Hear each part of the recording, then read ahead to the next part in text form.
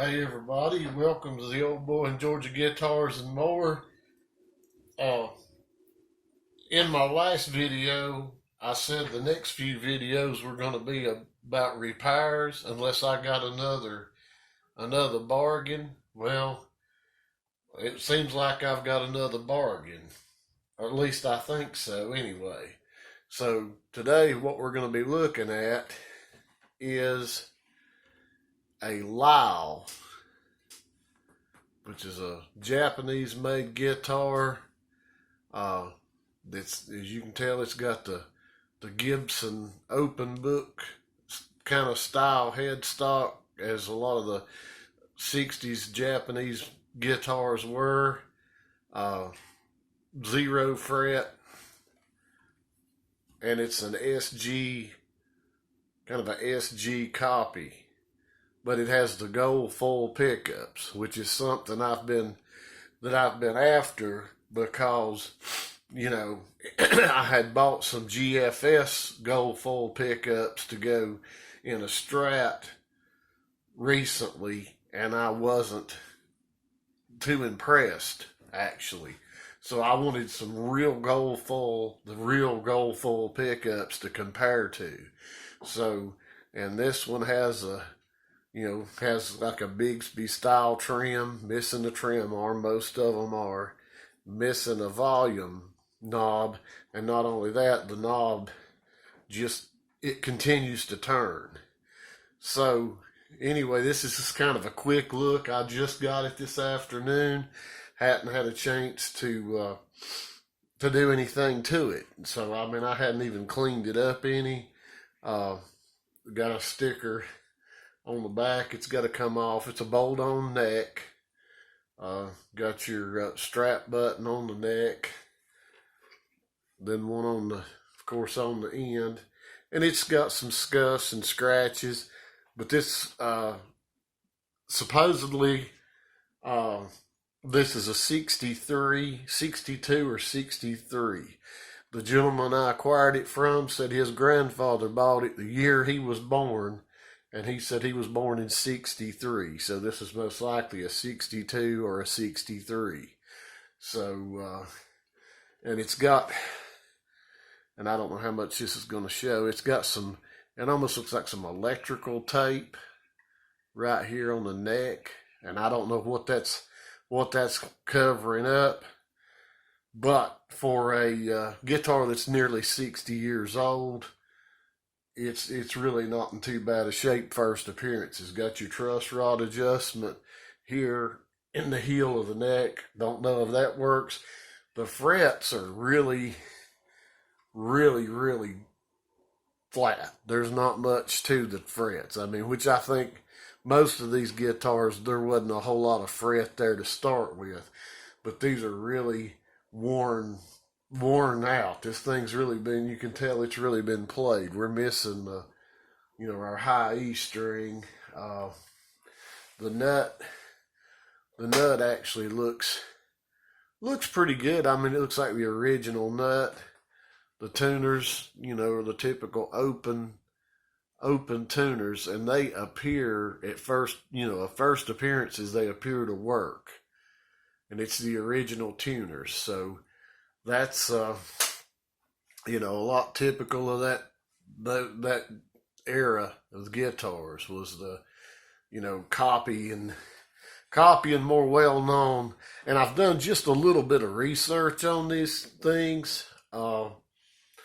And Norland, I believe, actually owned Lyle. But the only American the only American importer or distributor for these was a company in the state of Washington or Oregon. I can't remember which, but it's Oregon or Washington. There was a music company that distributed these in the United States, and there really wasn't many brought over here, from what I understand. So that's what little bit I know about it, that Norland kind of had control over. They bought them out and kind of had control over what they could do, what they could sell I mean, there's a lot more on the internet about it. That's just roughly what I come up with. So, um, but it is what it is. It's got the little switches here to switch your pickups. Uh, Not sure how all this is going to work. So let me move the camera around and we'll hook the amp up and see if this thing will make any kind of noise. All right, I got this hooked up to my Backstage 30 Made in USA PV amp over here. And so we're making noise. It's not in tune. I'm not worried about that. Just kind of curious as to, you know, volume's really scratchy.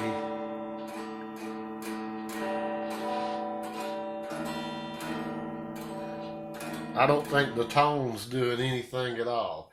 So that was both switches up. So that should be both pickups. Let me see if I can.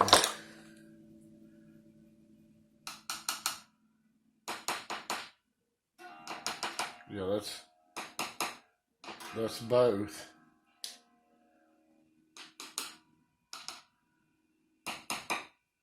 Okay, that's just the bridge.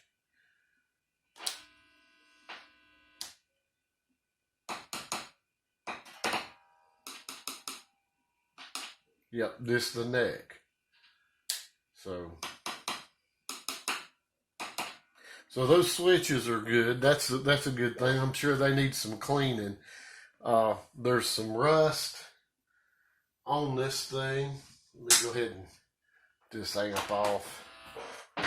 A little bit of rust on the trim, and that's going to be hard to show up, but I think I can clean that off.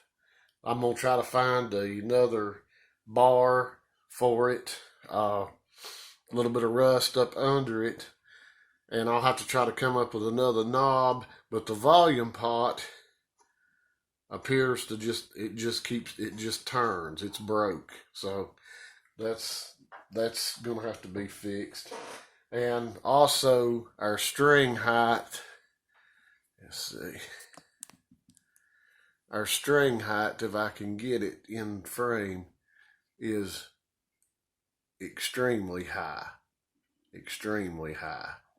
And the bridge is pretty well bottomed out.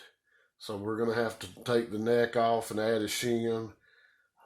Check out all the... I probably end up going to have to do a refret on this because these frets are they're just gone. But that's kind of just a quick video on it. I'm going to have to take it apart and, see about everything inside of it. But, that's what I came up with today. And I thought that was, pretty interesting. For a guitar that's almost 60 years old, it's actually in pretty decent shape. So the truss rod works. We know the pickups work. We'll get this trim, try to find another whammy bar for the trim. Take it apart and clean it, check everything out, and we actually might make a little player out of this and see how these gold foils, sound, because these are the original pickups. So I thought this was a pretty neat little old find here, and I may do a video on some of the other work to it or whatever, but if you're interested in Lyle guitars, there's some information on the internet about them. Tried to share a little bit, but I can't remember everything about them. But they're fairly rare and somewhat collectible. So this is something I'll probably fix up and hang on to. It may, the way the prices are on some of these old Tesco's and K's and different ones like that. Some of these old department store guitars are really starting to bring some money these days. So anyway, I hope this was a little bit informative, and we'll see if this thing shows up again in the future. And if you hadn't subscribed, I'd appreciate you subscribing. give me a thumbs up if this was any kind of beneficial at all. If it wasn't, give me a thumbs down. And till the next time, see you.